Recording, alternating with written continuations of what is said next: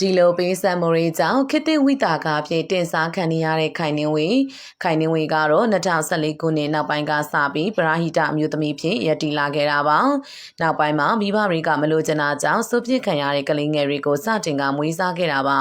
အခုဆိုရင်ခိုင်နှင်းဝေရဲ့ဂေဟာမှာကလေးငယ်ပေါင်း100ကျော်ထိကိုရှိလာပါပြီ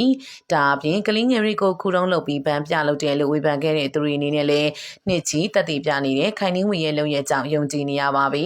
ခိုင်နှင်းဝေကကလေးငယ်တွေကိုမွေးစားရုံတစ်ခုတည်းတင်မဟုတ်ပဲကလေးအယောက်100ကျော်ပေါ်မှာမိခင်အရင်တယောက်လိုတွေးပြီးတတ်တာဖြစ်ပါတယ်။ဒါအပြင်တပေါင်းလာပြည်နေမှာလည်းခိုင်နှင်းဝေကကလေးတွေကိုရှင်ပြုနာတာပွဲကြီးကျင်းပပေးခဲ့တာပါ။မိဘမဲ့ကလေးတွေအနေနဲ့မိဆုံဖားဆုံနဲ့ရှင်ပြုနာတာပွဲကျင်းပပေးခံရဖို့ဆိုတာမဖြစ်နိုင်ပါဘူး။အခုလိုလိုအပ်ချက်တွေများနေတာကိုခိုင်နှင်းဝေကလက်မခံတာကြောင့်လည်းရှင်ပြုနာတာပွဲကိုခန်းနာတဲ့ခန်းနာအောင်ကျင်းပပေးခဲ့တာပါ။ကလေးတွေကိုမိဘမဲ့ကလေးဆိုတာမျိုးမခံစားရပဲတာမဲမိဘရင်ခွင်တွေကကလေးတွေလို့ဘဝရဲ့မှတ်တရတွေနဲ့ပျော်ရွှင်မှုတွေကိုကြီးကြီးမားမားရစေချင်တာပါ။ဒါကြောင့်မလို့လေလွန်ခဲ့တဲ့3နှစ်ကလေးကလေးတွေကိုရှင်ပြုနာတာပွဲကြီးလုပ်ပြီးမယ်လို့ဆုံးဖြတ်ထားခဲ့တာပါ။လုံနိုင်ဖို့အတွက်ငွေရီစုဆောင်ထားခဲ့ပါတယ်။ဒါအပြင်ကလေးတွေကိုရှင်ပြုနာတာလုပ်ပြီးတဲ့အချိန်မှာဖြစ်တယ်လို့မလုပ်ပဲသူတို့အတွက်မိဘတွေရဲ့အရှိန်မြုံအောင်မှာဝေးရတာနဲ့တူအောင်ကိုအစွမ်းကုန်စူးစမ်းပေးခဲ့တာပါ။ခိုင်နှင်းဝေကသားစံ2ယောက်ကိုရှင်ပြုပေးခဲ့တာဖြစ်ပြီးစံချတဲ့အချိန်မှာလည်းအမှုပညာရှင်တွေကိုခေါ်ကားစံချတဲ့နေရာမှာမိဘအနေနဲ့ရှိပေးခိုင်းခဲ့တာပါ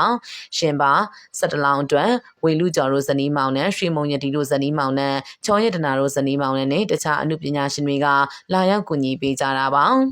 ခိုင်နှင်းဝေကလည်းမိခင်ဖြစ်သူနဲ့အတူတူရှင်လောင်းတစ်ပါးကိုစံချပေးခဲ့ပါတယ်ခိုင်နှင်းဝေကပွဲလုပ်တဲ့အချိန်မှာလူမြင်ကောင်းပွဲကိုစီစဉ်တာမျိုးမဟုတ်ပဲကလေးတွေရဲ့ခံစားချက်ကိုသာထည့်သွင်းစဉ်းစားပေးတာပါကလေးတွေကအခုချိန်မှာအခုလိုလုပ်ပေးတဲ့အရာတွေကိုမသိနေပေမဲ့လည်းနောင်ကြီးလာရင်သူတို့ရှင်ပြူတော့ကမင်းသားမင်းသမီးတွေကစံချတဲ့နေရာမှာမိဘနေရာကနေလာလုပ်ပေးလာဆိုပြီးဝမ်းသာကြရအောင်ခိုင်နှင်းဝေကစီစဉ်ပေးခဲ့တာဖြစ်ပါတယ်ကလေးတချို့ဆိုရင်ရှင်ပြူတဲ့အချိန်မှာငိုနေတာမျိုးတွေလည်းရှိခဲ့ပါတယ်ခိုင်နှင်းဝေကကလေးတွေကိုမိဘမဲ့ဆိုတာမျိုးမခံစားရအောင်အမျိုးမျိုးစဉ်းစားကပေးဆက်နေကြတာဖြစ်ပါတယ်။ခိုင်နှင်းဝေရဲ့ပေးဆက်မှုတွေနဲ့ကလေးတွေပေါ်မြစ်တာကြောင့်တချို့အမှုပညာရှင်တွေဆိုရင်အလူဝဲမှာဝမ်းနဲ့ဝမ်းသာမျက်ရည်တွေကြားခဲ့ရပါသေးတယ်။ခိုင်နှင်းဝေကိုယ်တိုင်ကလည်းမိဘမဲ့လို့အနေမခံရလောက်အောင်ပွဲကြီးနဲ့ရှင်ပြုပွဲကြီးလုပ်ပေးနိုင်တဲ့အပေါ်မှာပျော်ရွှင်လို့မဆုံးဖြစ်နေတာပါ။ပီတိမျက်ရည်တွေလည်းကြားကကလေးတွေရဲ့မိခင်ဖြစ်ဂုဏ်ယူလို့နေတာပါ။ပရိသတ်တွေကတော့ခိုင်နှင်းဝေကိုခေတ္တဝိတာခါလို့တောင်တင်စားနေကြတာပါ။အလူအတန်းရရောတဲ့ဝိတာခါလို့စိတ်ထားတွေနဲ့ပေးဆက်မှုတွေကြောင့်တင်စားက